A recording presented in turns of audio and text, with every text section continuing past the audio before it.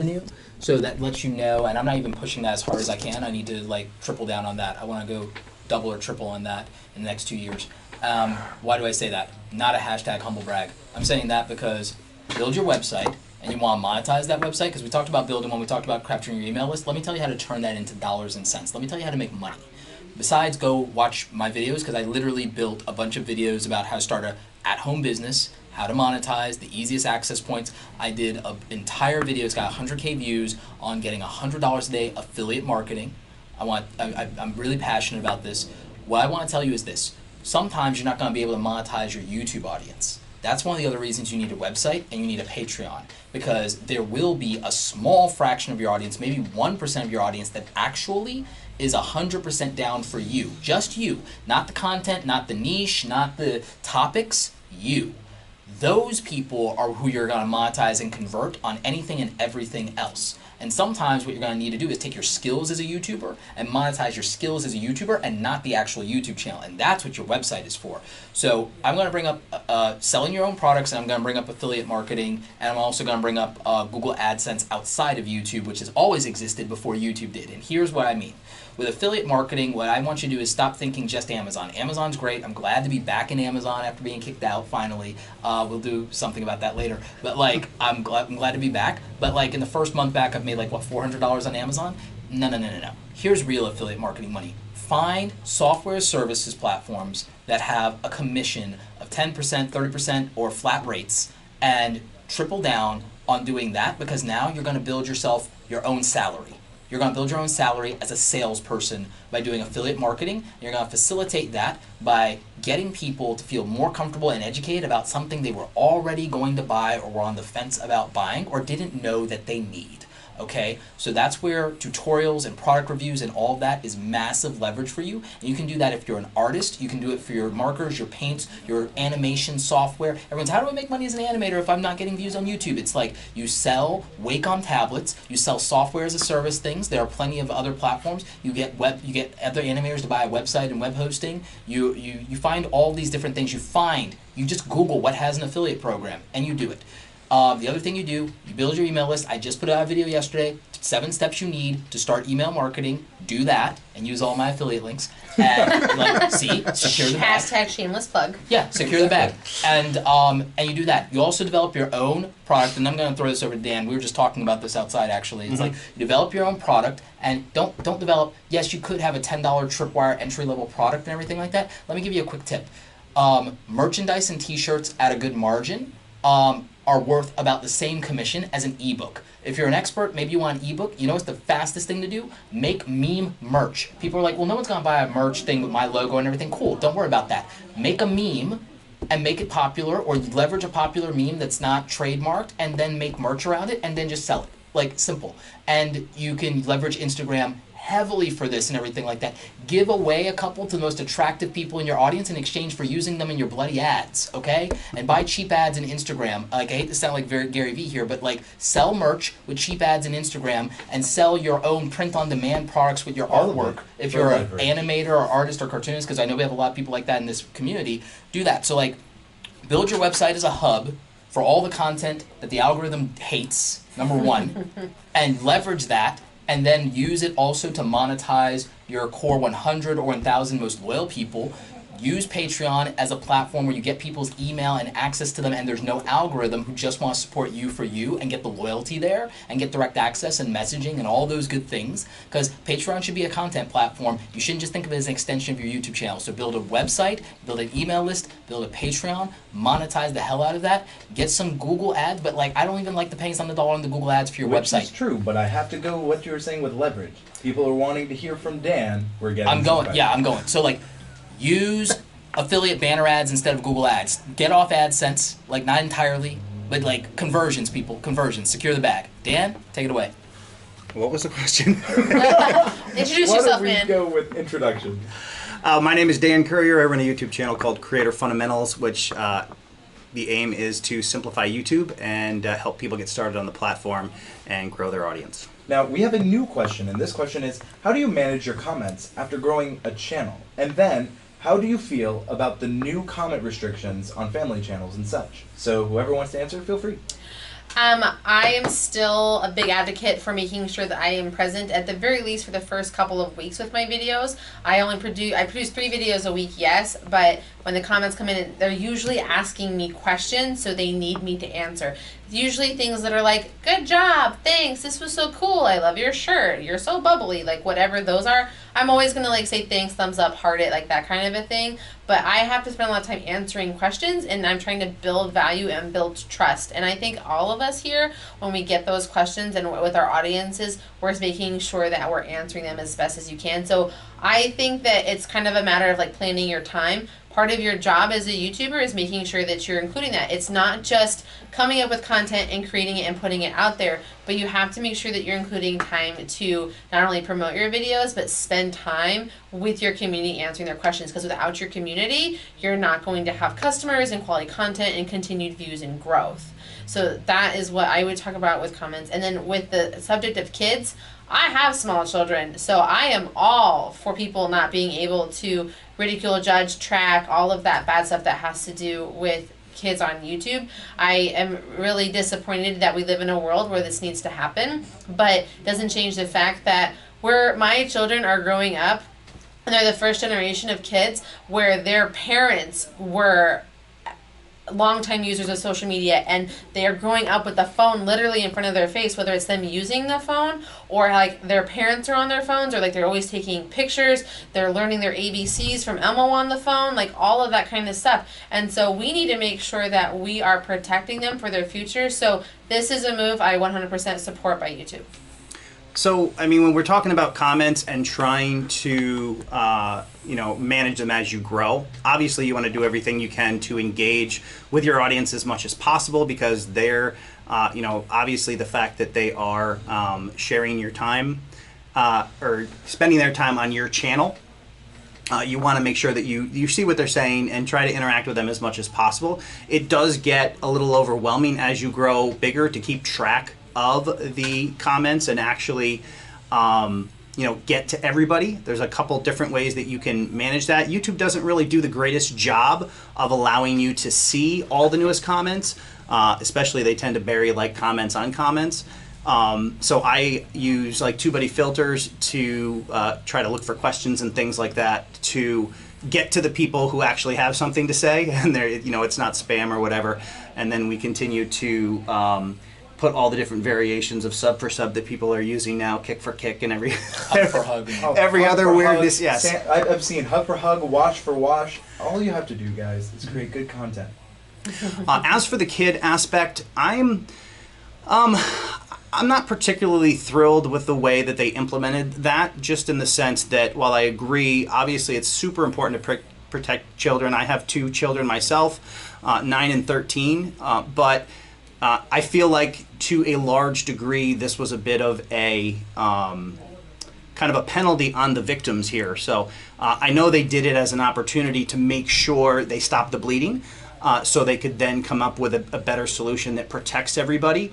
But ultimately, I'd like to see them go more in the way of doing a better job and providing better tools to allow us to self-manage and get rid of the spam or the inappropriate people, which was the case in this particular situation. No, I absolutely agree with you, Dan. I have some very contrarian opinions on this, so this is going to be fun. You and I have talked a lot about this, Andrew, at length. So I'll start with your first part of your question about replying to and managing comments. Here's the thing. I'm seeing YouTube burnout at scale regardless of creator size, and part of it is the pressure, unintended maybe, from the audience and what they feel entitled to in terms of access and energy and our issues, I promise. And yeah, like in terms of access and energy to you as a person, as a creator, it's like you have kids. When you're not doing this, and you run a business, when you're not doing this, like every time you're in a comment, that's not you hugging your kid. Every time that you're in a comment, that's not you working on your business that feeds your family. Yep. Like, but people will demand that of you. Yep. And you're also a father, and you have a full-time gig, and you still give so much to this community, and yet people demand more. And I understand, because we are putting ourselves out there, and like to some extent we signed on for this. Right. But in parasocial relationships, one of the most important things that creators large and small fail to do is to establish their rules and their boundaries, and they refuse to ruthlessly enforce their rules and their boundaries. Everyone here that is in this community knows how famous I am for the ban hammer and for ruthlessly scrubbing comments and setting a tone. I keep telling you, Emperor Roberto, dictator in chief, buddy. It's like, this is not a democracy. Like, it's not even close. It's like I love the republic. I love democracy. No. No. It's like no. You guys know the now story witness the full of power Darth of the dark Plagueis, side. So Have you ever heard the tragedy of Darth Roberto the Wise? I love the conversation here, and if I can just chime in really carefully, I see a lot of people are asking, what can we do as creators to help combat this? I love what Dan said about TubeBuddy comment filters. Another thing is you get approved users and moderators. A lot of channels that I show that feature to don't use it, and they should be. And this is people that are in your circle. YouTube has changed from where they didn't really care too much to if you see something, say something. So if you have a group of people that can get your back, see something and say something. I want to move on from this, but Desiree, I have you a quick have hack anything? though. I have a quick hack for managing the burnout side and for managing your comments.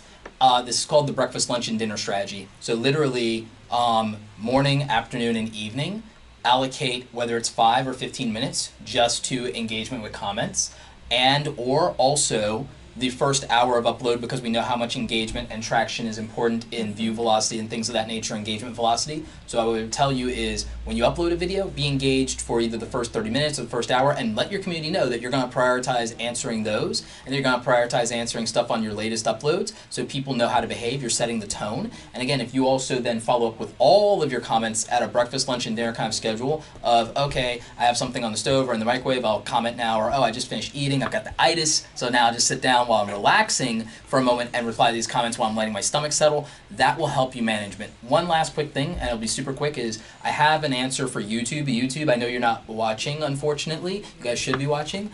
Maybe I'll make a dedicated video or write you guys an email, because I'm going to tell you how to fix the problem with how we can protect kids, because it's a better solution than what you've come up with right now. Even though, yeah, you had to stop the bleeding. Kudos to you, and also good job stepping up fast. Here's how you do better. The opt-in, you do an opt-in for anyone who has content with minors in it. You do an opt-in, so self-reporting, and if people opt in and they check this box, do the following. If they opt in to this and say that they have minors in their videos, do not allow any comments to have timestamps in that particular video. Do not allow that video to be added to a private or unlisted playlist. That is going to protect them from, like, you know, these unfortunate people that want to exploit children being able to congregate around this content if you don't let it be added to a private or unlisted playlist if a creator is opting out of that by saying, I've got kids in here, and you know what the deal is. Also, again, like I said, no timestamps in the comments. Also, add additional flagging in the comments and apply, by default, a private, secret filter that you manage and that you maintain based on your research so that people can't get around it. Do not disclose that. Do not be transparent about it. Do not. Lock it down, do the right thing, do it yourself, and let it, and everybody can just make themselves right with it. And that's how you're going to fix the problem, YouTube. I just have to do this real quick. Mic drop. I think that was a great point, Roberto, and I think that gives YouTube some stuff to think about. I just wanted to throw in something. And Dan, mic up. Is this good? I just wanted to throw in something just before we were talking about the kids there, and Roberto was talking about that first half hour or hour after you upload a video. I think you have the opportunity there to kind of solve, kill two birds with one stone, in the sense that if you train your audience to know that that first half hour is when you're super engaged and will respond to your content, you're going to encourage them to get to the video as fast as possible. So they're going to be, from a view velocity perspective, everybody's going to jump on your notifications and respond. Plus, you're also setting the tone of, hey, if you're not in that first half hour, you're not going to get a response to your comment potentially as quickly as you might otherwise. So I think that's a potential strategy there to help people deal with both of those issues. And this is like what I said earlier, guys. Tell your audience what to do. They are there, they're captivated. Like, tell them what to do. Do you want them to subscribe? Subscribe. Do you want them to get your opt-in? Opt-in. Tell them, hey, I'm going to be answering comments for the first, couple of hours after this video goes live. So make sure that you leave your comment. You'll get a personal message from me. And as another thing, if like you're really overwhelmed with managing your content and depending on where you're at in your YouTube life and your career, you can actually also again hire that kind of work out. You can get a VA or someone on your team to manage your contents as well. I know at TubeBuddy they have a team that manages comments on their stuff. Shout out to the mod team now. Yeah, I know a lot of other creators that are like myself, where it's like we use YouTube as a part of our business and a marketing strategy, and so they have like an assistant or a VA or content manager on their team that goes to make sure that those comments get taken care of as well. And I think we have a really good question that can lead to comments, and it's about channel growth. And they ask, is slow and steady growth better than sporadic growth on YouTube?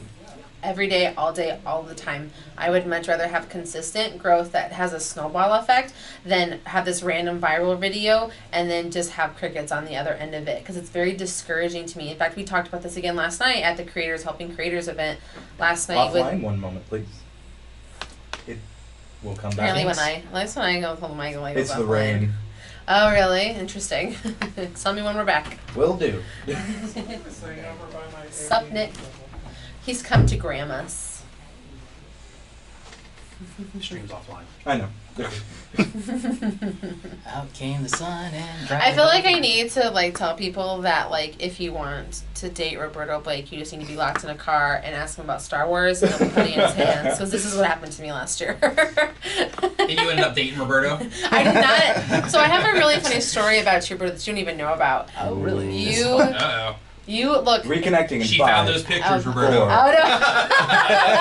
no. Reconnecting in 6, 5, 4, 3, and the question is on channel growth. So we'll Yeah. start there. Go. So the question was, how do we manage channel growth? Is it better to spike your channel growth or to have ongoing channel growth? And I said, all day, every day, give me ongoing channel growth. It is going to be so much better for your page and for your brand to have a snowballing effect for your channel where you're continuing to grow versus getting a spike for some reason and then it crashing on the other end. And that's just going to not only discourage you, but it's going to frustrate you because it's going to be trying to really hard to figure out what it is that happened for you. I am focused on with my YouTube channel, with where I am for long-term growth and for search. Now, while I do find that the first day to have value with comments and stuff, I do know that my best performing videos start to pick up the most traction after 60 to 90 days. Because what I am focusing on with my content is a lot of how-tos so that people can have success in their social media by setting things up and executing things for themselves. So I think that you really just kind of have to ask yourself, what are your objectives? And then that's going to what leads you to success in your channel. So, can I answer both? In the sense that I think a lot of times with the consistent growth versus the spikes, a lot of time that can be related to where you're getting your traffic from. I actually do, contrary to what a lot of people talk about and trying to focus on suggested video, because suggested video obviously does amazing things to channels when YouTube grabs your video and promotes it everywhere. I actually focus on searchable content because I make a lot of how-to videos and then occasionally try to hit on hot topics that would potentially result in suggested type traffic. So the search traffic tends to give me that slow, steady growth.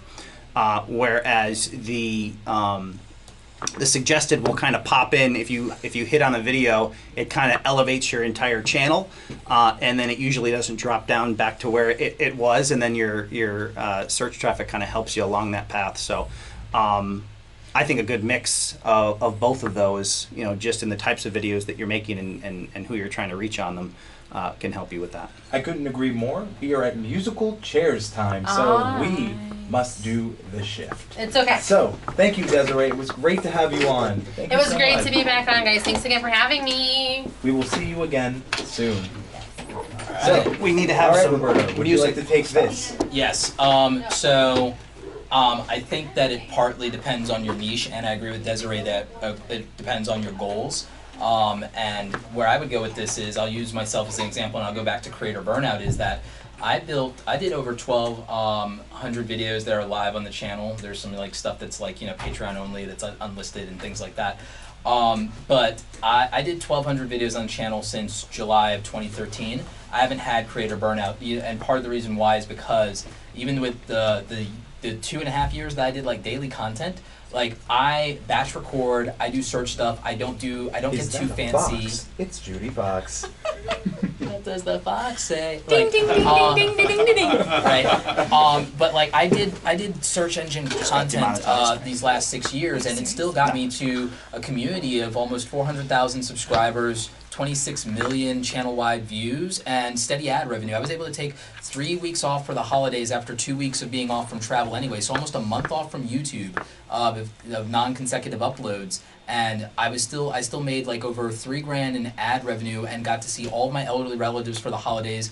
And that was really great because my aunt passed and like I would have not gotten that time. And I was able to do that and be present and not be inundated with my YouTube channel and social media for the holidays, because I didn't have a dip in subscribers from it. I didn't go red in Social Blade at all, and I still made consistent money. Versus if you go and you chase trends, you're on the YouTube treadmill. But there are niches. I'm education, so like with education and business and entrepreneurship, I have an evergreen farm of content, and I've been at this for years, unlike some creators. So I have a back catalog that can always take care of me and give me a stable income and ad revenue, affiliate revenue, sell courses, all the things, right? Not every creator has that, so I understand that. And I understand not everyone has the monetization opportunities I do.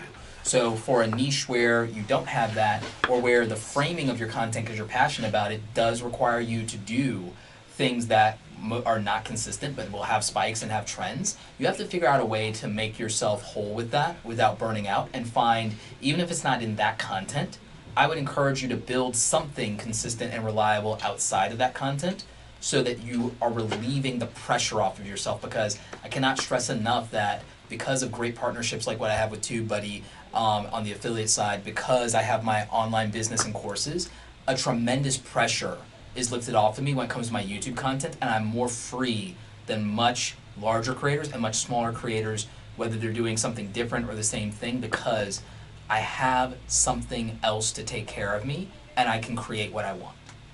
Roberto, I just wanted to say, in the chat echoes this as well. Sorry to hear about your aunt. Thank you guys. I really do appreciate that. Thank you so much. She full great life, Ruby Jones, like 97 years. Like, you can't ask for more than that. No, you can't. And I just wanted to say I'm very thankful to be here with everyone in the chat, everyone here. Thank you for your time. Speaking of someone who is giving us their time, everyone, Judi Fox on the stream. Hi guys, thank you for having me. So Judi, for the people that do not know, what can they learn? How can they learn more about you? Where can they find you? They can find me specifically on LinkedIn, so I know we're talking YouTube, but I do work with YouTubers to help them understand how to leverage LinkedIn. So yes, you can find me at judifox.com, and you can follow me on all the social media handles there. Links are in the description. And speaking about things that are in the description, there's that question document. Guys, we have over